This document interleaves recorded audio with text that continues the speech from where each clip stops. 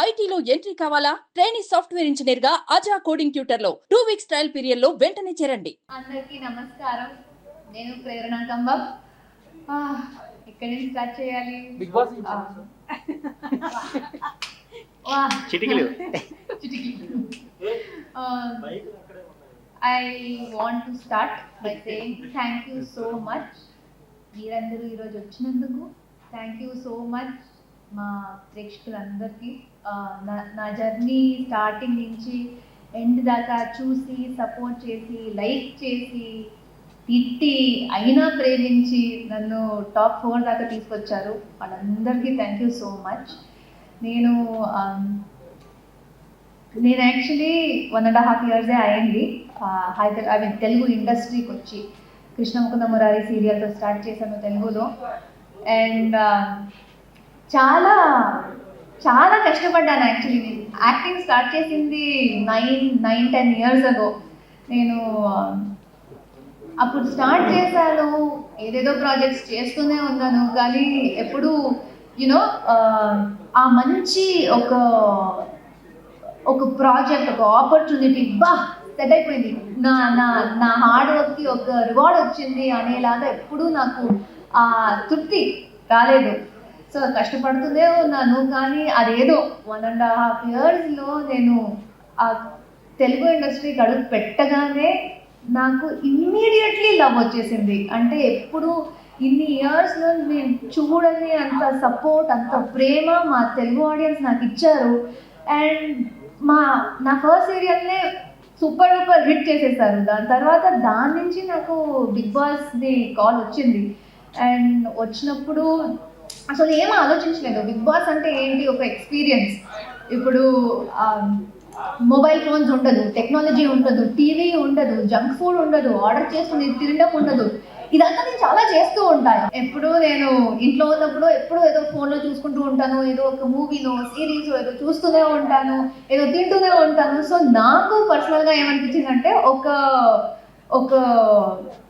ఇలాంటి ఒక హౌస్లో లాక్ అయిపోయి ఏమీ లేకుండా, బయట వాళ్ళతో కాంటాక్ట్ లేకుండా ఎలా ఉండడం అనేది నాకు ఒక చాలా ఎక్సైటింగ్ సస్పెన్స్ థ్రిల్లర్లా అనిపించింది. అండ్ నాకైతే టాస్క్స్ ఆడడం లేకపోతే మాట్లాడడం చాలా ఇష్టం. అన్నీ ఒక బంపర్ ఆఫర్ లాగా బిగ్ బాస్ రూపంలో వచ్చింది. డెఫినెట్లీ ట్రై చేయాలి, ఇది ఎక్స్పీరియన్స్ చేయాలి, ఎందుకంటే ప్రతి ఒక్కరికి ఈ ఛాన్స్ రాదు అని అనుకున్నా. నాకు ఆ ఛాన్స్ వచ్చింది. ఆలోచించాను, కానీ చేసేద్దాం, ఏదైతే అది. నేను నచ్చితే నచ్చుతాను, లేకపోతే పర్లేదు, నేను ఏదో ఒక ఎక్స్పీరియన్స్ చేశాను, ట్రై చేశాను అన్నట్టు ఉంటుంది అనుకున్నా. వెళ్ళాను Day 1 ఫుల్ ఎక్సైట్మెంట్తో.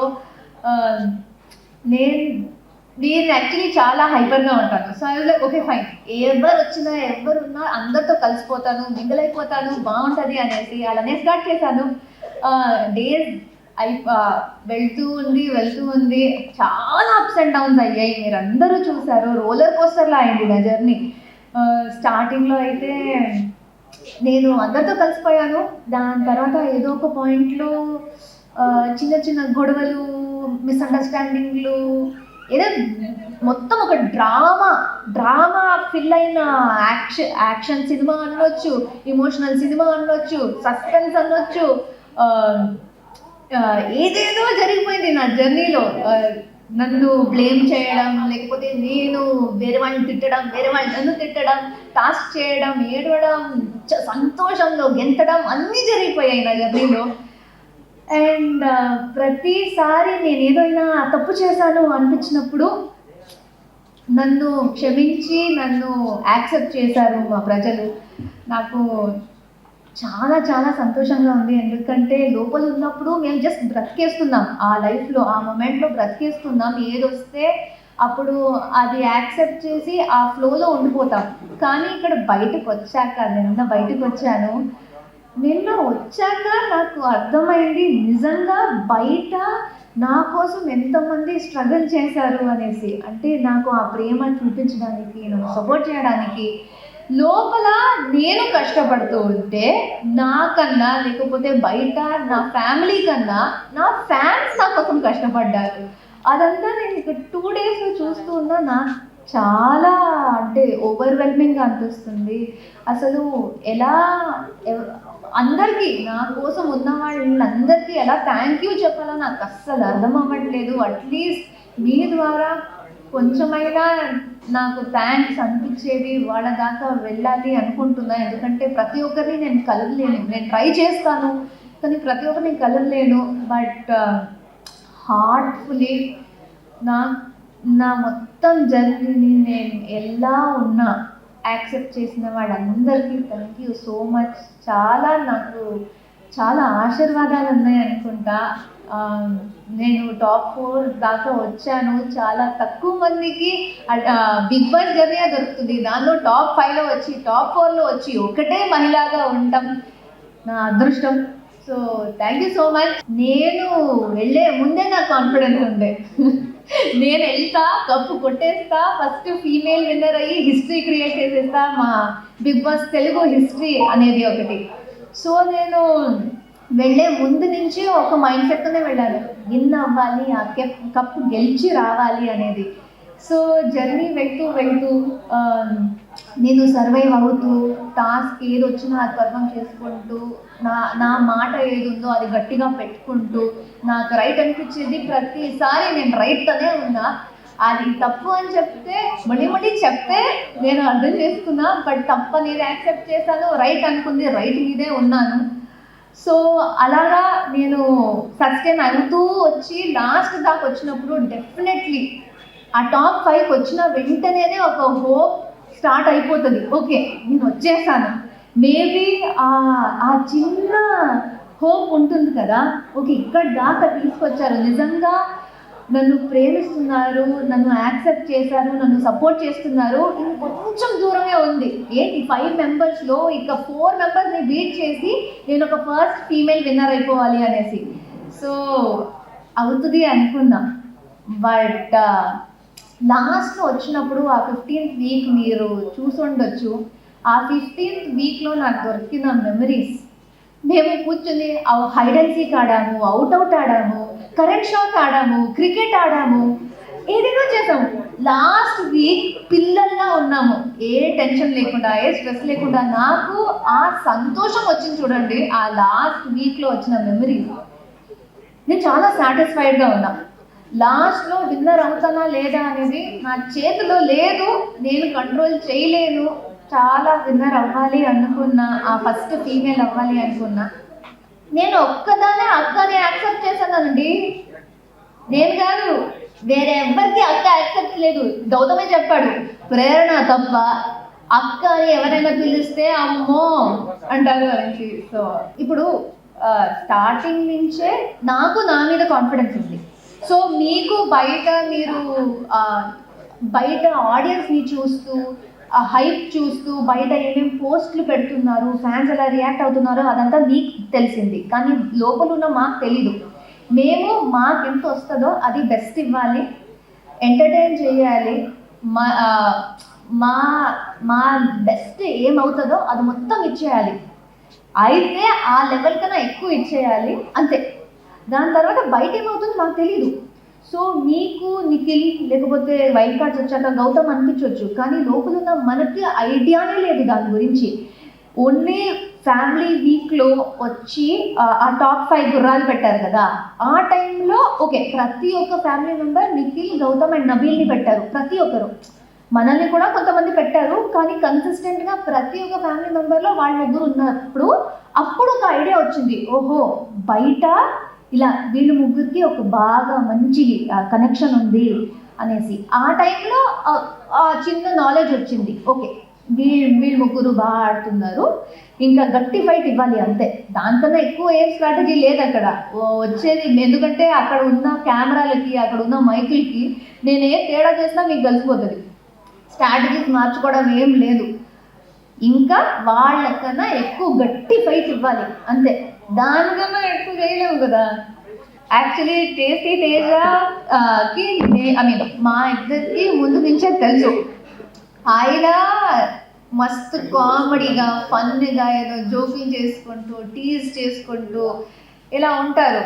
నేను ఎక్స్పెక్ట్ చేయనిది ఏంటంటే ఆయన హౌస్లో ఆ టఫ్ ఫైట్ ఇచ్చారు చూడండి గేమ్స్ టాస్క్స్లో. అసలు ఐ థింక్ ఎవ్వరు ఎక్స్పెక్ట్ చేయలేదు తేజ గారు టాస్క్లో ఆ లెవెల్కి ఆడతారు అనేసి. ఎందుకంటే ఆ బస్తా టాస్క్ చూస్తే మెహబూబ్ అండ్ గౌతమ్ అసలు మస్తు టఫ్ మాచో మెన్ అనుకున్న వాళ్ళు కూడా ఓకే మేము ఈ గేమ్ నుంచి ఒక స్టెప్ వెనక్కి తీసుకుంటామనేసి అవినాష్ అండ్ తేజని పెట్టారు.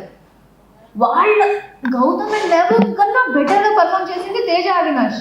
సో ఎవరు ఎక్స్పెక్ట్ చేయని పర్ఫార్మెన్స్ వాళ్ళు ఇచ్చారు. సో నేను తేజకి చాలా సార్లు చెప్పాను వాడు బ్రెయిన్లో చాలా స్మార్ట్, కానీ ఈ సీజన్లో టాస్క్లో కూడా ప్రూవ్ చేసుకున్నారు ఆయన చాలా స్ట్రాంగ్ అనేసి.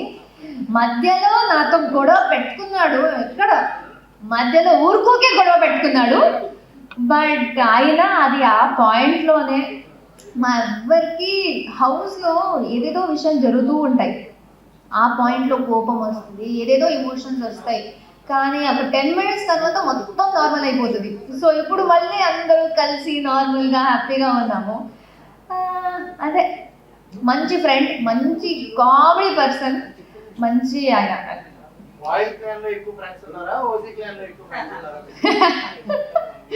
నేను చూడండి, నేను ఈ ఆపర్చునిటీ తీసుకుని ఇప్పుడే చెప్పేస్తున్నా, నా ప్రకారం ప్యూర్లీ మై పర్సనల్ ఒపీనియన్ అండి, స్టార్టింగ్ నుంచి సాలిడ్గా సోలో గేమ్ ఆడింది నేను. నా దృష్టిలో స్టార్టింగ్లో ఉన్న వాళ్ళందరితో ఫ్రెండ్షిప్ చేశాను. సో ఓజీస్ ఉన్నప్పుడు బిగ్ బాస్ చెప్పారు ఈ సీజన్ 8 అనేది మొత్తం క్లాన్ గేమ్ అనేసి. సో ఓజీస్ రాయల్స్ ఉన్నంతసేపు మా టీం కోసం లేకపోతే మా క్లాన్ కోసం ఎంత లాయల్గా, ఎంత ఆనెస్ట్గా, ఎంత కష్టపడాలో ఓజీస్ కోసం నిలబడాం. కానీ ఓజీస్ రాయల్స్ ఇద్దరు కలిసిపోయి బీబీ క్లాన్ ఎప్పుడు అయ్యారో మొత్తం మన వాళ్ళే.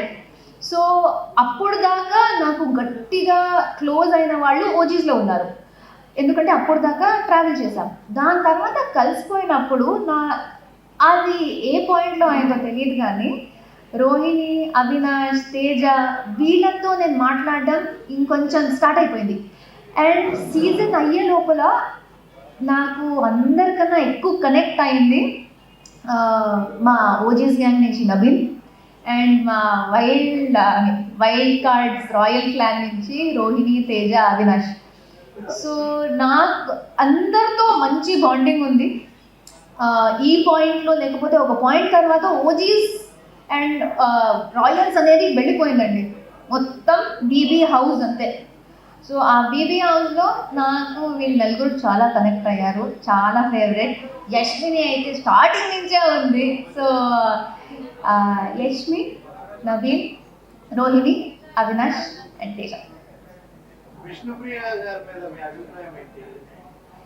విష్ణు ఒకలాగా నాలాగే, ఇన్ ద సెన్స్ మనసుకి ఏది అనిపిస్తే ఇమీడియట్గా అలానే చెప్పేస్తుంది, ఆలోచించదు. నేను కూడా అలానే. కానీ అభిప్రాయం అంటే she also a normal human being, ఏది అనిపిస్తే అది చెప్పేస్తుంది. కోపం వచ్చిందంటే గట్టిగా కోపం ఎక్స్ప్రెస్ చేస్తుంది. కానీ ఏ ప్రాబ్లమ్స్ లేకుండా నార్మల్గా ఉన్నప్పుడు ఆమెలో ఆ చిలిపితనం, ఆ చిన్నపిల్ల అది బయట, ఆ చిన్న పిల్లలాగా ఉండటం, ఆమె ప్రేమ చూపించాలంటే నేను చెప్తున్నా, నేను చూసిన దాంట్లో అందరికన్నా ఎక్కువగా ప్రేమ చూపించగలిగేది ఆమెనే. మిమ్మల్ని ఎక్కడో పెట్టి చూసుకుంటుంది. అలానే కోపం తెప్పించారనుకోండి అయిపోయారు. So she a very genuine person. I think it's just అక్కడ సిచ్యువేషన్స్లో రియాక్ట్ అయ్యే విధి అంతే. ప్రతి ఒక్కరు వాళ్ళలాగా రియాక్ట్ అవుతారు. బట్ మీరేం ఫీల్ అవుతున్నారో అది ఎక్స్ప్రెస్ చేసుకోవడమే కదా రియల్. కోపం వచ్చినప్పుడు కోపం, ప్రేమ ఉన్నప్పుడు ప్రేమ. మీరు చూసినట్టు ఫస్ట్ దోశ దాంట్లో నేను ఏం రియాక్ట్ కాలేదు అక్కడ జరిగినట్టు. కానీ ఒక్కొక్కసారి హ్యూమన్ బిహేవియర్ ఎలా ఉంటుందంటే, మీ అందరికీ ఇది ఎక్స్పీరియన్స్ అయి ఉంటుంది. మా మైండ్లో మేము ఒకటి ఫిక్స్ అయిపోయి ఇలానే జరుగుతుంది, ఎదుటి వాళ్ళు ఇలానే చేస్తున్నారు, వీళ్ళకి మేము నచ్చట్లేదు, ఇలా ఏమైనా అనుకుంటే వాళ్ళు ఏం చేసినా అదేలాగా చూసుకుంటాం. వాళ్ళు మంచిది చేసినా ఎందుకు మంచిది చేస్తున్నారు, వీళ్ళకి నేను ఇష్టం లేదు కదా, ఎందుకు మంచిగా చేస్తున్నారు, వచ్చాడేమో అని అనుకుంటాం. అది ఆ పాయింట్లో ఆమెకు అలా అనిపించింది. మేబీ నాకు దోశ ఇవ్వాలని లేదు అని అనిపించింది. సో నేను ఎలా వేసినా ఆమెకు అది కొంచెం తప్పు అనిపించింది. దాని తర్వాత ఆమె రియలైజ్ అయ్యి నార్మల్ అయిపోయాం, సారీ అంతా చెప్పింది, నో ప్రాబ్లం. సో కానీ నేను చెప్తున్నా, ఈ తేజతో సహా, ఇట్లా తేజ, ఈ తేజతో సహా వీళ్ళందరికీ తెలుసు. నేను కిచెన్లో ఉంటే కొంచెం స్ట్రిక్ట్గా ఉంటానండి, ఎందుకంటే అక్కడ పరిస్థితి, అక్కడ టైమర్ ఉంది, రేషన్ ఇంతే ఉంది, మొత్తం అందరికీ చేయాలి. నేను కొంచెం స్ట్రిక్ట్ ఉంటాను అండ్ అక్కడ కూడా స్ట్రిక్ట్ ఉన్నాను. వీళ్ళకి ఏం తెలిసిపోయిందంటే, అబ్బా ప్రేరణ కిచెన్లో వస్తే స్ట్రిక్ట్ ఉంటుంది, ఆడుకోవచ్చు ఈమెతో అనేసి ఆడేసుకున్నారు. బట్ నో వరీస్, లాస్ట్లో అంత మంచిగా జరిగింది. So no complaints, all happy. Wedding యానివర్సరీకి కేక్ ఒకటి తయారు చేశారు కదా రోహిణి గారు, తేజ గారు, జామ్రాజ్, ఎలా అనిపించింది ఆ మూమెంట్? అంటే అసలు మాటలే లేవు. మీరు ఇప్పుడు అడిగారు కదా, మీకు ఎక్కువ ఫ్రెండ్స్ ఓజీస్లో అయ్యారా, రాయల్స్లో అయ్యారా అనేసి. అన్నిటికన్నా ఎక్కువగా ఒక ఫ్రెండ్షిప్ అంటే కూడా ఓకే అండి, కానీ అక్కడ యానివర్సరీ ఉంది, బయట నుంచి మేమేమీ చేయలేము, నేను శ్రీపాద్తో కలవలేను, ఏమి ఆర్డర్ చేయలేము, ఏ పార్టీలు చేసుకోలేము. కానీ మాకు ఉన్న దాంట్లో ఏమైనా చెయ్యాలి అని వాళ్ళు అనుకోలేదు అంటే కూడా పర్లేదు, కానీ వాళ్ళు ఉన్న దాంట్లో ఆమె సంతోషం కోసం ఏదో ఒక చిన్నగా స్వీట్ తయారు చేయడం, అది కూడా ఏంటి బ్రెడ్ అండ్ జామ్, వాళ్ళ అది ఆలోచించేదే నాకు చాలా. ఇయర్ బడ్ని తీసి దానికి నెయిల్ పాలిష్ అంటించి క్యాండిల్ లాగా పెట్టారు. అసలు వాళ్ళు నా కోసం ఇంత చేస్తున్నారా అంటే అది నేను మాటల్లో చెప్పలేను. ఆ రోజు ఏడుపు వచ్చేసింది, ఎందుకంటే అది చెప్పలేని ఫీలింగ్. నా కోసం చిన్న చిన్న జెస్చరే, కానీ వాళ్ళు నా కోసం అంత చేశారు అనేది నాకు నేను చెప్పలేనండి. It was very special feeling. నా యానివర్సరీకి హైలైట్ అదే. శ్రీపాద్ నాతో ఆ రోజు లేకపోయినా వీళ్ళందరూ కలిసి నాకు ఒక మంచి రోజు ఇవ్వాలి అనుకున్నారు. I'm so thankful. Thank you Teja, Rohini, నేను ఎంత థ్యాంక్స్ చెప్పినా అది సరిపోదు.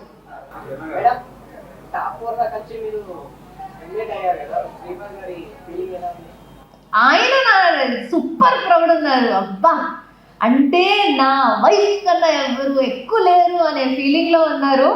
టాప్ 1 ఆయన ప్రకారం నేను టాప్ 1. ఇప్పుడు ఓటింగ్ నన్ను అక్కడ దాకా తీసుకురాలేదు, 4లో వచ్చాను, కానీ ఆయనకున్నంత సంతోషం, ఆయనకున్నంత గర్వం నా మీద ఐ థింక్ ఎవ్వరికి లేదు. ఎందుకంటే ఆయన నువ్వు ఈ బెస్ట్ చేసావు, ఒక బెస్ట్ అమ్మాయిగా, ఒక బెస్ట్ భార్యగా, ఒక బెస్ట్ కంటెస్టెంట్గా నువ్వు ప్రూవ్ చేసేసుకున్నావు. అక్కడ విన్ అయ్యేది మీ చేతుల్లో లేదు, మా చేతుల్లో లేదు. మేము ఓట్ చేయగలిగేది మేము చేసాం, మేము సపోర్ట్ చేయగలిగేది మేము చేసాం, నువ్వు ఆడేది నువ్వు చేసావు, ఇంకా ఏం చేయగలను. సో ఆయన కూడా ఒకటి నన్ను అడిగారు, ఒక ఆడపిల్లగా ఎంత చెయ్యొచ్చో నువ్వు చేసేసావు, ఇంకా నువ్వు ఏం చేస్తే నువ్వు విన్నర్ అయ్యేదానివి, నువ్వు అంతా చేసేసావు. సో ఆయన, నేను ఆ నంబర్లో లేకపోతే ఆ కప్పు నా దగ్గర లేదు, కానీ ఆయన ప్రకారం నేను గెలిచేసాను. So very happy. ఆయన కూడా వెరీ హ్యాపీ. నేను టాప్ అని వచ్చిన వెంటనే he was very proud. Teja పిచ్చిగా ఆడతాడండి, వాడు ఉండడేమో. ఇంకొకరు వైల్డ్ కార్డ్ నుంచి ఈ మధ్య గౌతమ్ బాగా పర్ఫామ్ చేస్తున్నాడు. గౌతమ్ ఉండే ఛాన్సెస్ చాలా హై ఉన్నాయి.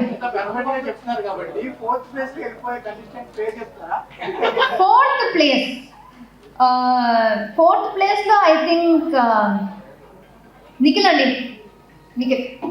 4th ప్లేస్లో వెళ్ళిపోయింది. ఐ థింక్ ఫస్ట్లో ప్రేరణ అనే అమ్మాయి వస్తుంది.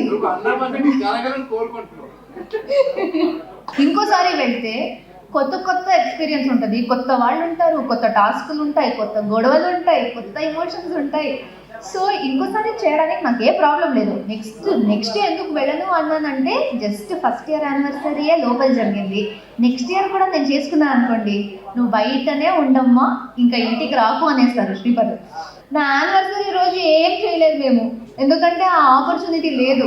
ఇంకో యానివర్సరీ అయినా పాపం ఆయనతోనే ఉండాలి ఆ రోజు అనుకుంటున్నా, అంతే. నెగిటివ్ ఏం లేదు. అబ్బా నన్ను ఇన్వాల్వ్ చేయకండి రావు గారు, నాకు దోశలే వద్దు అసలు. నేను ఇడ్లీ తింటాను రా నేను, తేజ ఇడ్లీ తింటాను నేను, దోశలు వద్దు నాకు దోశలు వద్దు, సీతాఫలం వద్దు, అండ్ బజ్జీలు వద్దండి. నేను డయట్లో ఉన్నా, నేను సాలెడ్లు ఇడ్లీలే తింటా, చపాతీ కూడా ఏమవుతుంది నాకు ఫుడ్ వద్దు, నాకు కిచెనే వద్దండి. శ్రీపాదం అండ్ బోట్లు, కప్పులు, డబ్బులు, ఫ్యామిలీ. ఫైనల్ క్వశ్చన్, ఇప్పుడు స్మార్ట్ జోడీ 3 కదా, ఇప్పుడు రాబోతున్నారు? వచ్చినప్పుడు వస్తామండి.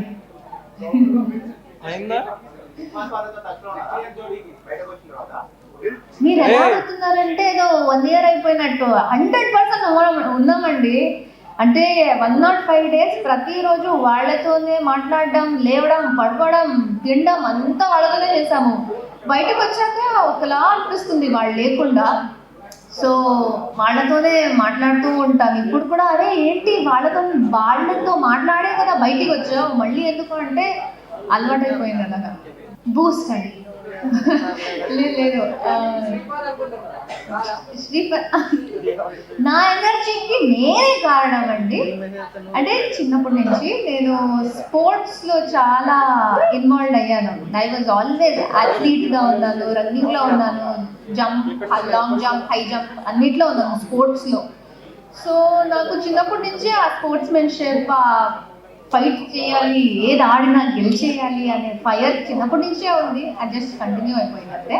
దీనికి చాలా హెల్ప్ అయిపోయింది. So thank you so much. Suman టీవీలో మీ పర్సనల్ అండ్ బిజినెస్ ప్రమోషన్స్ కోసం కింది నెంబర్కి కాంటాక్ట్ చేయండి.